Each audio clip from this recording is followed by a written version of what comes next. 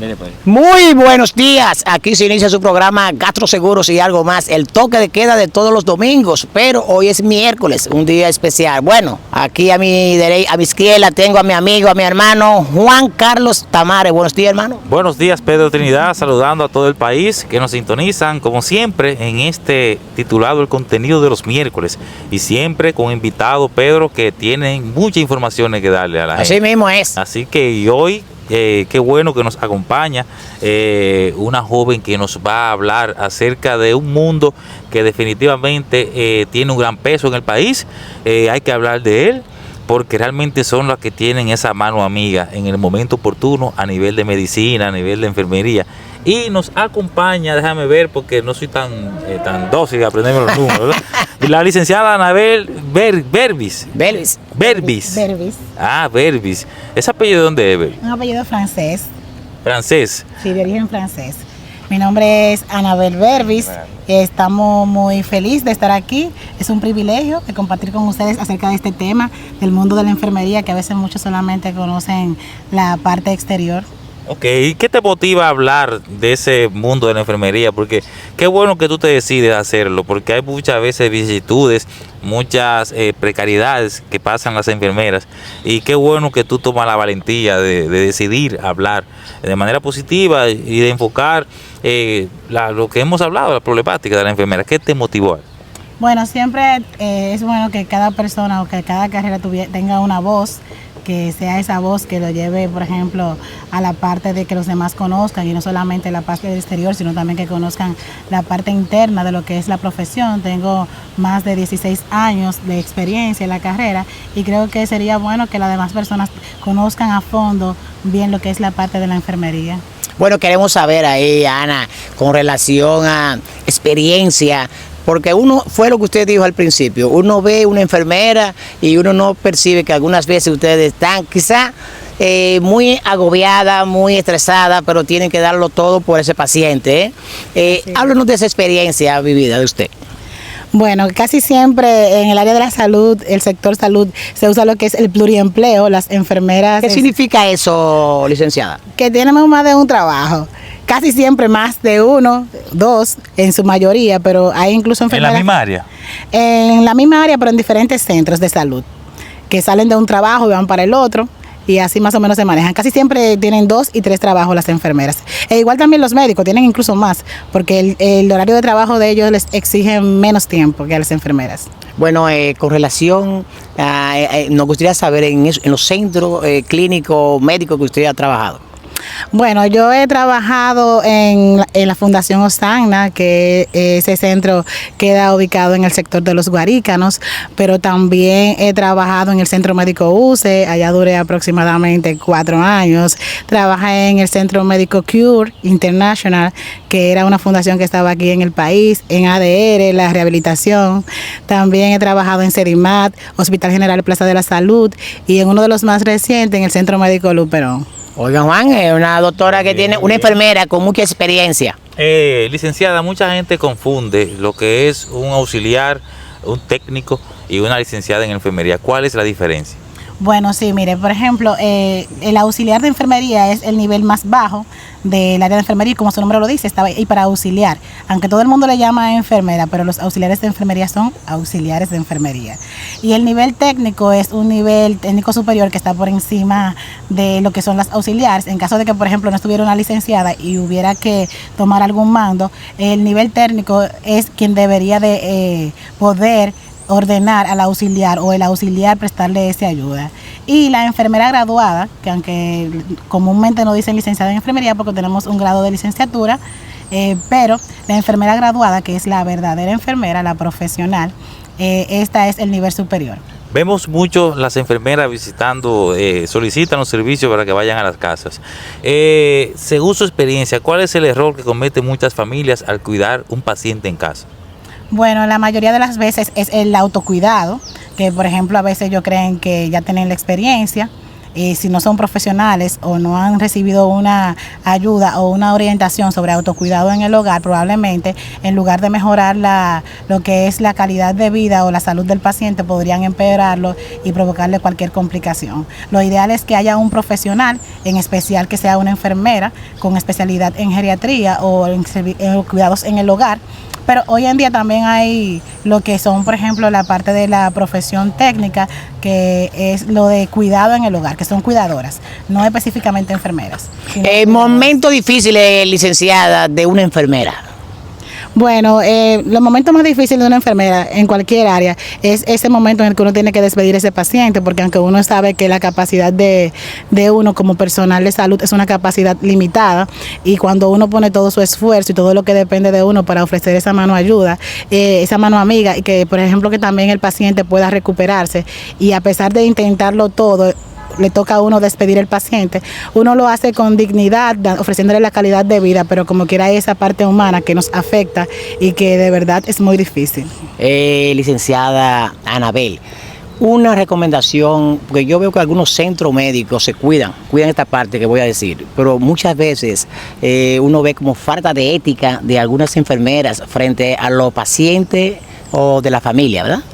Bueno, en realidad yo pienso que eso es algo de personalidad, porque, o sea, incluso de los valores, de lo que es poder, por ejemplo, ser capacitado desde un inicio como persona, y también no aplicar lo que es la ética, pero en cada capacitación del área de la salud en especial, aquí tiene mucha parte en lo que es esa parte específicamente.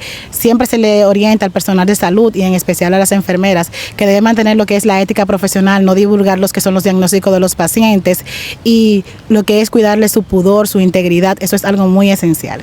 Ustedes que tratan personas y ya conocen realmente el paciente, ¿cuáles podríamos decir que son esas señales que ustedes pueden ver en un paciente en el cual usted diga, tienes que ir al médico, no esperes ya? Bueno, orientamos, por ejemplo, a los pacientes en general a que conozcan su cuerpo. ¿Cómo se conoce su cuerpo? En el sentido de que el cuerpo nos habla. Usted sabe, por ejemplo, qué es algo normal en usted y qué no. Por ejemplo, si usted cuando hace un cambio de posición le provoca un dolor, usted sabe que ese dolor es secundario a ese cambio de posición. Pero si, por ejemplo, usted no ha hecho ningún cambio brusco, no ha recibido ningún trauma, ningún tipo de fractura ni nada específicamente y tiene un dolor repentino, el cuerpo siempre le está especificando que hay algo que hay que prestarle atención. Cualquier anormalidad que usted sienta, y sobre todo esos chequeos rutinarios de por lo menos 2 veces al año, de hacerse sus analíticas y chequeos preventivos, para más que curar en salud, lo mejor es la prevención. Hipertensión y diabetes. ¿Qué consejo de enfermería le daría usted a alguien que acaba de ser diagnosticado? Bueno, que no se atormente por eso, que son más las personas diagnosticadas que lo que ellos se pueden imaginar. Ya no es un tormento eso. Ya no es un tormento, sobre todo porque hay cómo tratar ese tipo de enfermedad, esta condición. Más que una enfermedad, es una condición, hay cómo tratarla, los hábitos alimenticios, sobre todo lo que es la dieta, el sistema de vida, que sea la parte cotidiana, que saquen su momento para lo que es el ejercicio. Esa parte es muy importante, ya que llevamos una vida muy acelerada, con falta de tiempo, un sedentarismo que no nos ayuda en nada en lo que es a nuestra salud. Que traten de, por ejemplo, llevar una alimentación equilibrada.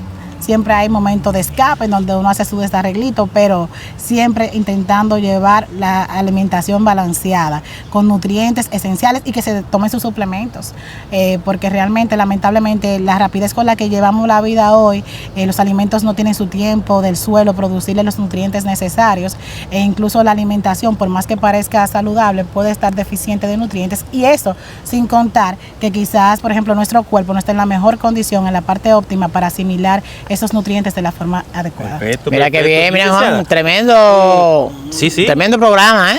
Con relación a las vacunas, ¿cuáles vacunas están olvidando la gente ponerse y que deberían hacer?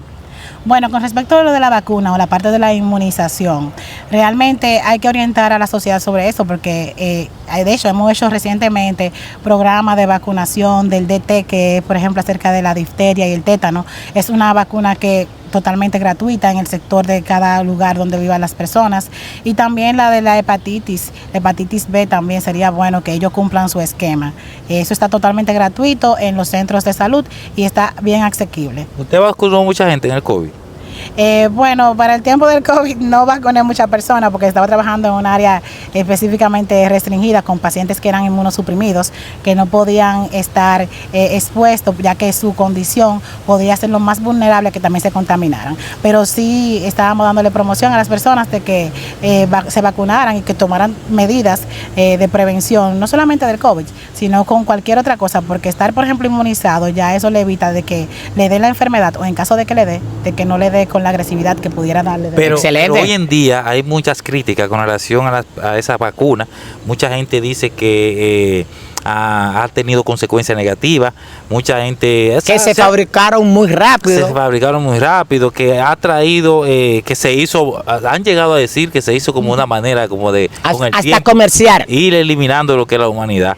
Usted que ya con su experiencia, con su profesionalidad y que también vacunó mucha gente, a unos años después, ¿qué pudiera decir usted en esos comentarios, esa crítica que se hacen? Bueno, yo pienso que deberían de conocer más a fondo, que es un tema muy delicado, del que uno, por ejemplo, sin tener, por ejemplo, datos estadísticos, no puede, por ejemplo, hablar específicamente, y a veces son cosas que son correlacionales, que a veces hay personas que tienen su condición de salud, que a veces se complican y no necesariamente con la vacuna, sino que tienen alguna condición de salud que pudo haber detonado, y siempre realmente la prevención va a ser mejor que la cura. Excelente, excelente. Licenciada Anabel, ¿qué pasa? Que algunas veces uno va a un centro médico y de una vez a uno lo inyectan, y algunas veces le preguntan, porque muchas veces uno se pone malo y uno no va con un familiar, uno va con un amigo, una amiga, un primo, un vecino, entonces no sabe si uno tiene un quebranto o es alérgico a un medicamento.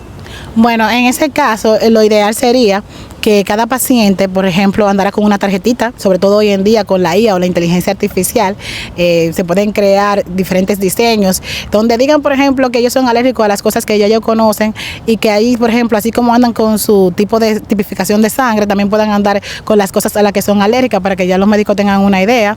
Y de todos modos, el protocolo de enfermería siempre es, dentro de todos los correctos que las enfermeras saben, de preguntarle a los pacientes e identificar que sea el paciente correcto, medicamento correcto, dosis correcta, vía correcta, fecha de expiración y demás.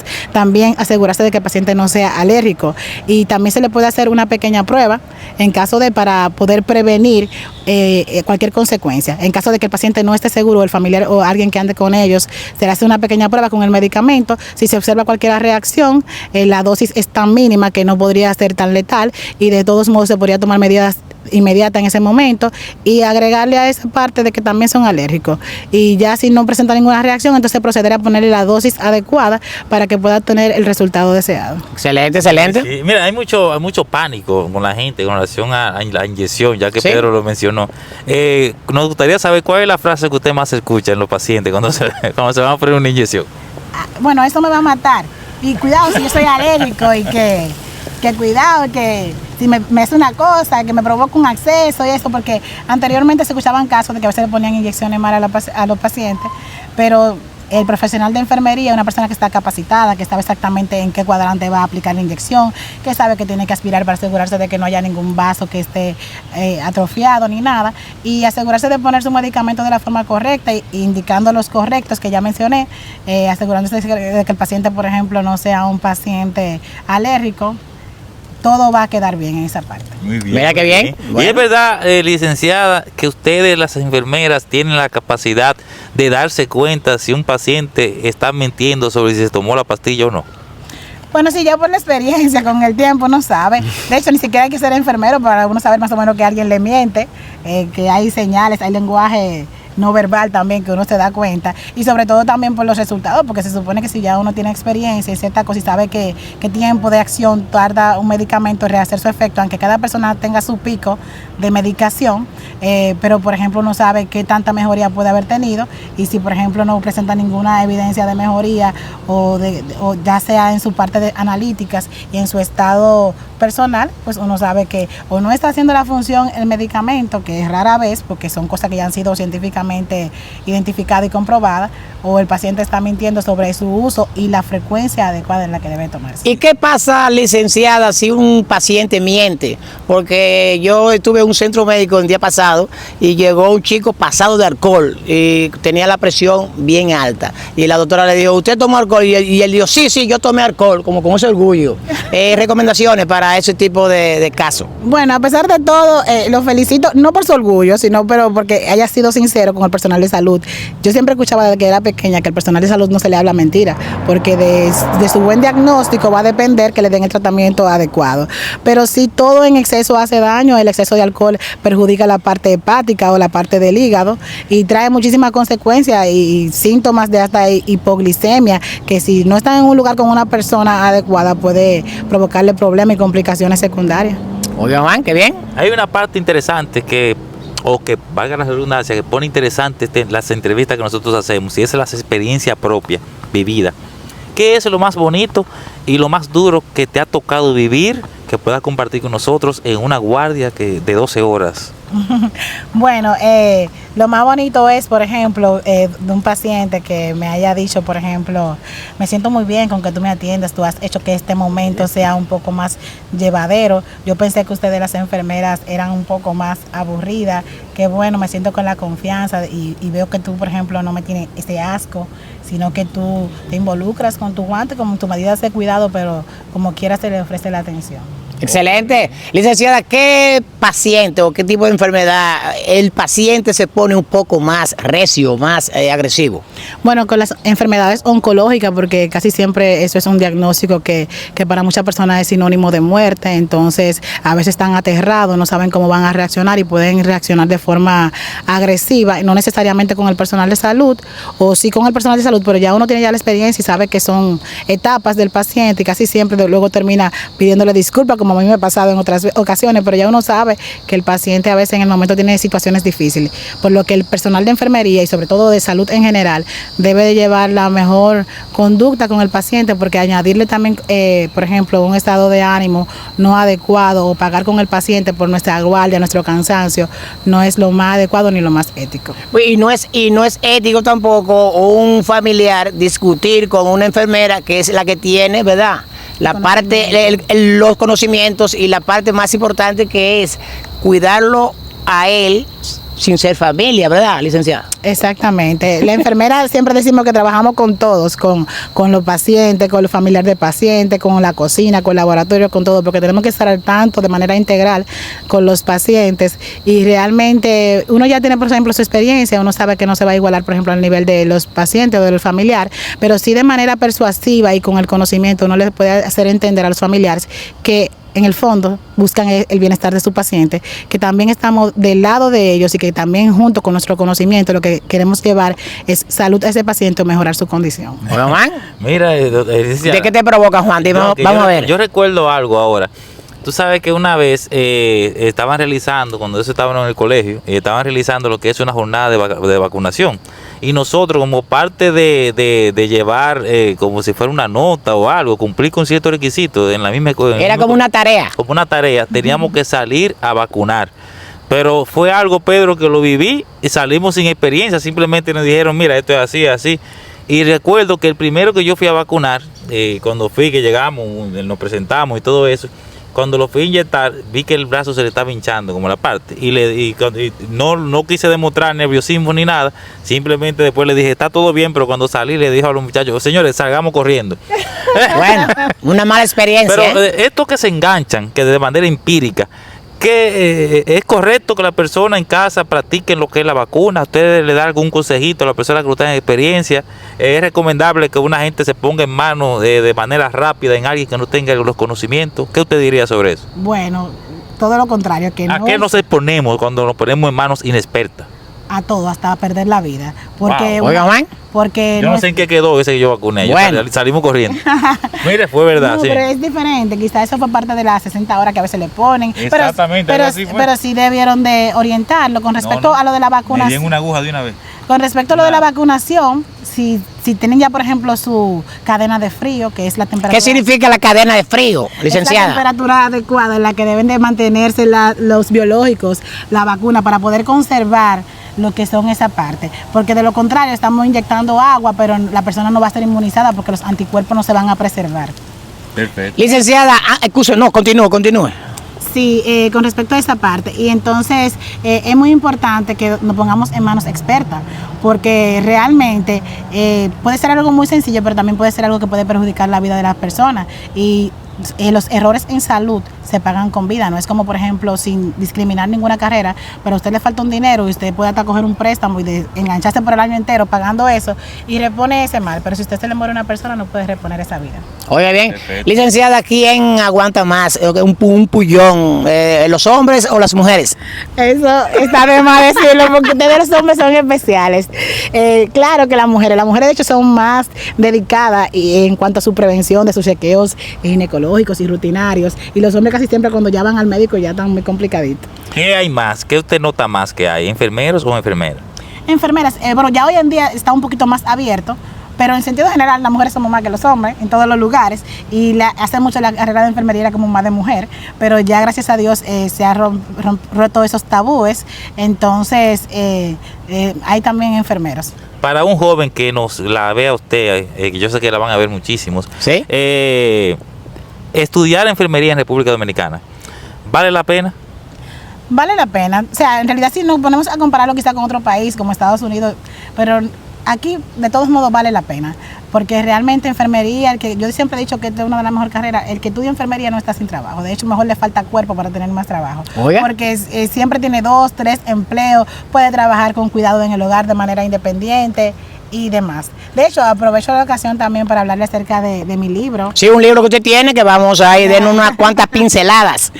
Sí, tenemos aquí ese libro de ingresos autónomos de enfermería, ya está disponible en Amazon, y tenemos la parte del ebook con un menor costo, que es un libro digital, pero también si ya lo quieren con tapa blanda, también tiene un pequeño costo extra, pero es excelente para... ¿Es un libro suyo?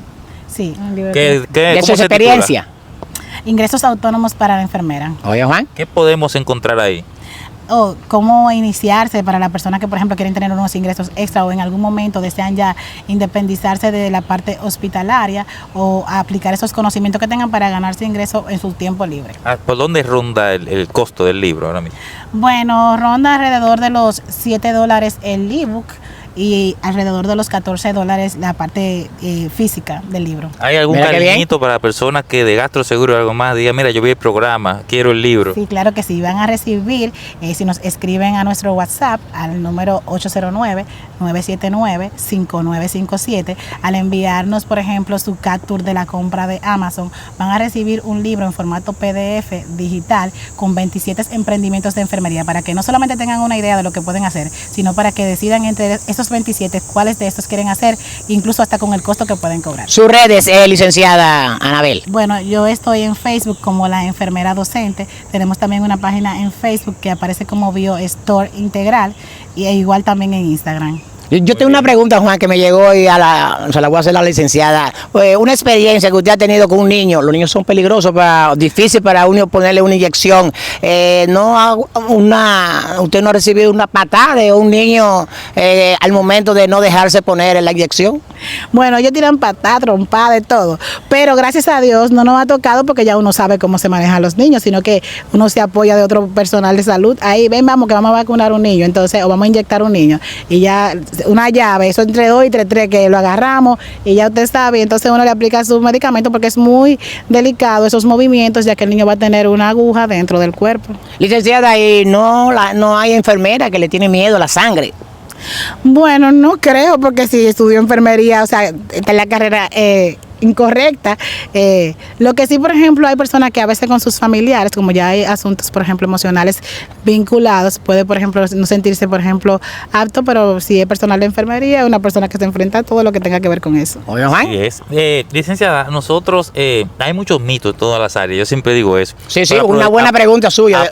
Siempre la ha hecho. Aprovechamos los expertos para desmentir o dar por válido que es una realidad y no es un mito. En el caso de los pacientes que se portan mal en el hospital, esos carpetosos que llegan al hospital, a veces es cierto o es un mito que le ponen la inyección que más duele.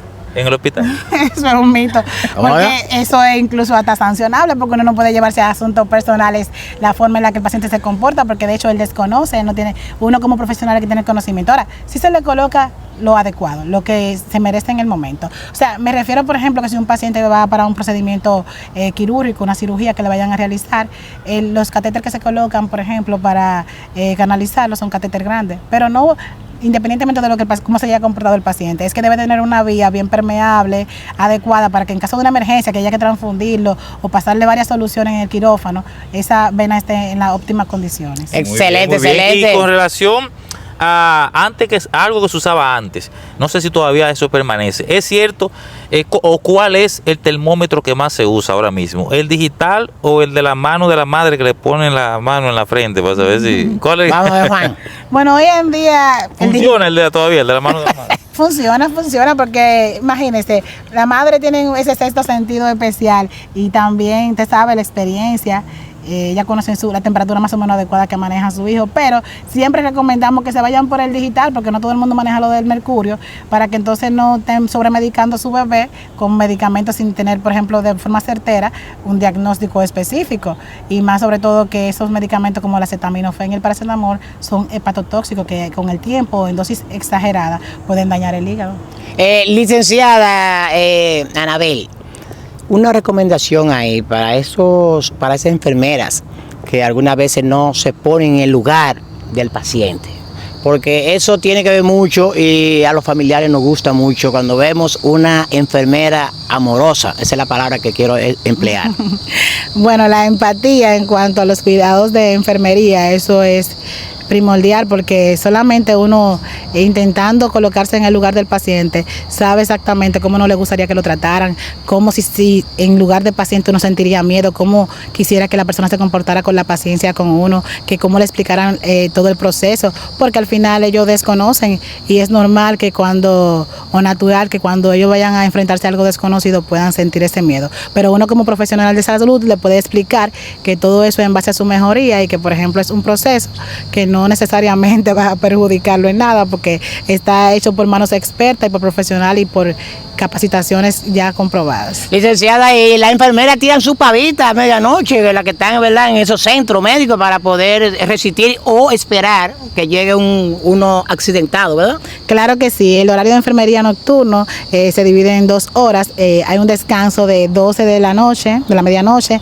hasta las 3 de la mañana y otro descanso de 3 de la mañana a 6 de la mañana. Ya a las 6 está todo el mundo en ronda, visitando a sus pacientes, pero siempre va a haber un personal en las estaciones de enfermería que deba de dar respuesta, pero el otro personal va a descansar para que pueda mantenerse la calidad, porque un personal que no descanse la noche entera, al final no sabe lo que está haciendo. ¿Y qué pasa? Ustedes se trasnochan algunas veces, ¿verdad? Tienen que trabajar o cubrir el turno a otra enfermera que no ha llegado o tiene algún problema de salud, ¿verdad? O familiar.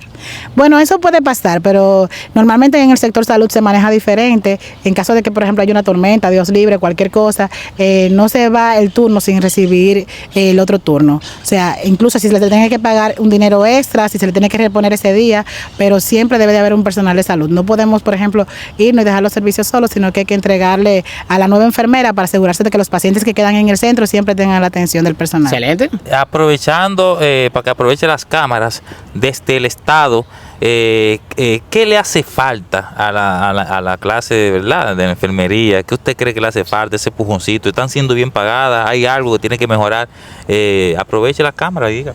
Bueno, sí, yo considero que le hace falta la parte económica de que le paguen mejor, porque incluso hacia el sector, por ejemplo, público, que es uno de los que mejores pagan, aún así reciben mucho descuento y también no es suficiente, por lo que siempre el personal de salud termina buscándose 2 y 3 empleos, y si por ejemplo puede en un solo empleo conseguir lo que necesita para sostener su familia con los servicios básicos, entonces puede descansar y la calidad de los servicios sería todavía mejor. Oiga, excelente. Es cierto que a veces, y diga la verdad, sea sincera, un doctor quizás en pleno ejercicio, realización, ¿verdad?, de esa operación, quizás le faltó el ayudante y rápidamente dejarle al enfermero, ven para que me ayude aquí.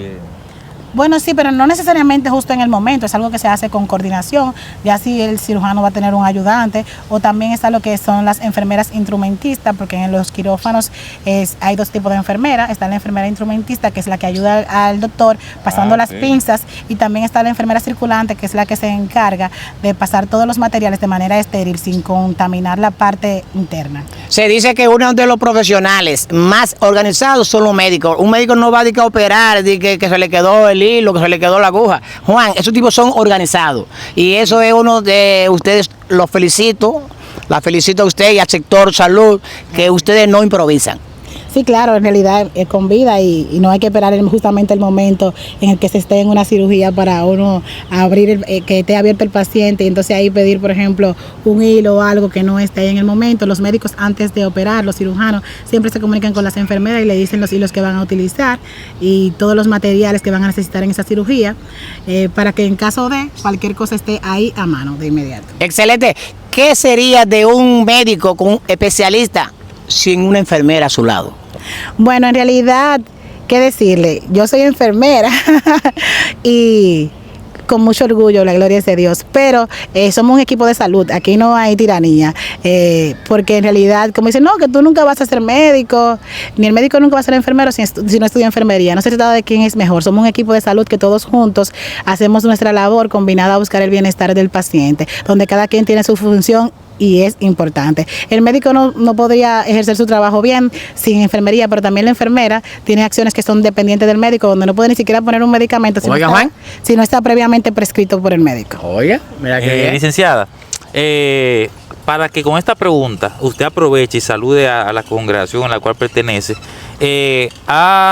usted como creyente cristiana evangélica, ¿ha visto usted casos en los cuales usted vio que Dios obró en un paciente en el hospital, que no había forma y que hubo un milagro? Sí, claro que sí.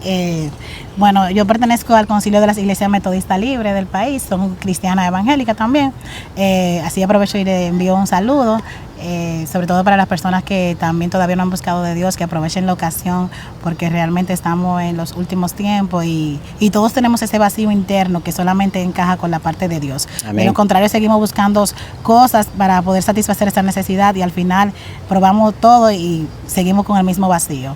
Y entonces, con respecto a los milagros de Dios, eso se ven a diario. Sobre todo yo, que trabajé mucho tiempo en el área de oncología, de pacientes oncológicos, llegué a ver muchísimos pacientes donde ya uno como personal de salud tiene su experiencia. Y ¿cómo va a ser que fulano todavía está aquí? Pero la gloria es de Dios. Y yo misma incluso, aparte de aplicarle sus medicamentos oncológicos, también iba y le daba su oracioncita. Y de hecho había uno que una vez me dijo, hazme el favor, dame una rezadita esa que tú me das, porque yo me siento tan bien. ¿Verdad que bien? Cuando tú me rezas, porque parece que él era católico y eso. Pero lo importante es que después yo vi que ese paciente, después que pensábamos, incluso los médicos, que ya estaba en una etapa ya con metástasis y de todo demás, el paciente se recuperó, entró en remisión, al final fue trasplantado el paciente y todo. Y después de ahí años volví a ver el paciente y todo, la gloria es de Dios. Obviamente el personal de salud, Dios le dio el conocimiento, pero eso de la mano de la fe con Dios, sobre todo, es la energía que necesita, por ejemplo, el paciente para no perder la esperanza y para poner todo de su parte para que el medicamento pueda hacer su función en óptimas condiciones. Excelente. Bueno, licenciada, de verdad que estamos súper contentos de este tiempo que usted nos ha dedicado, esas informaciones valiosas. En esta parte final, 30 segundos para que usted le dé al país un consejo de salud. Bueno, mi consejo de salud es los buenos hábitos, que por ejemplo traten de llevar unos hábitos equilibrados, nada de extremo, una alimentación saludable, acompañado de suplementos, buscar a Dios para llenar esa parte interna, ya que la salud es algo integral, biopsicosocial. Organizar esta parte biológica, esa parte psicológica y esa parte social. ¿Usted domina el francés, el idioma francés? Yo entiendo un poquito, pero no es que lo domino mucho. La iba a poner a despedir el programa en francés. Pero a mí me gustaría, Tamares, y a la licenciada, que antes de terminar la entrevista, que usted le mande un saludo a su esposo y a sus hijos. Bueno, yo tengo un solo hijo. Mi esposo Luis, un saludo para él. Está en la iglesia ahora mismo, y también a mi bebé, que tan solo tiene 1 año y pico. Pedro Jonathan, y a toda la audiencia que nos está siguiendo también, gracias por estar ahí, y a las que son enfermeras o en algún momento aspiran a estudiar enfermería, ya saben, esta es una hermosa carrera que necesitamos elevar. Bueno, vamos, Juan, a terminar, ¿verdad, Juan? Con Castro Seguros y algo más. 1, 2 y 3. Castro Seguros y algo más. Bendiciones.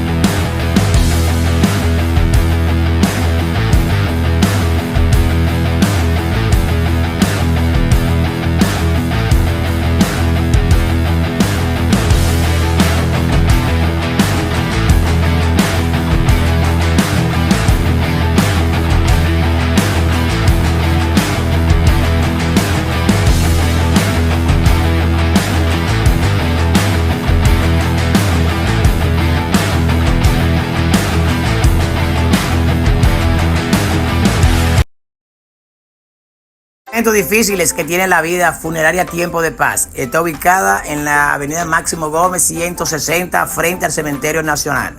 Puede llamar ahí al 809-412-7679 y 809-567-9027. Funeraria Tiempo de Paz para esos momentos difíciles que tiene la vida. Compra-venta Génesis, compramos y vendemos todo tipo de electrodomésticos. Estamos ubicados en la calle 14 del Café de Herrera con los teléfonos 809-860-8060. Tenemos de todo: abanico, licuadora, estufa, tanque de gas, pasola, motores, de todo en la compra-venta Génesis. Funeral Assistant, con su eslogan "Su ayuda oportuna", está ubicada en la avenida, en la calle F, edificio G9, urbanización La Cementera. Puede llamar al 809-540-0859. Funeral Assistant, con su ayuda oportuna. Bueno, de Bullis Boutique. Ay, mi madre, para vestir bien y elegante a la moda, con los mejores poloché. Ahí está The Bullis Boutique. Estamos ubicados en la calle San Martín de Porres, Buenos Aires de Herrera. Los mejores zapatos, tenis, bolochet, de todo para su familia, los niños, para adultos, mujeres. Los mejores perfumes aquí están en The Bullis Boutique. The Bullis Boutique. Manolo Trinidad y Asociados, corredores de seguros y bufete de abogados. Usted encuentra todo tipo de seguros: seguros de salud, seguros personales, empresariales. Está ubicada en la calle F, edificio G9, urbanización La Cementera. Puede llamar al 809-683-2569. Manolo Trinidad y Asociados, corredores de seguros.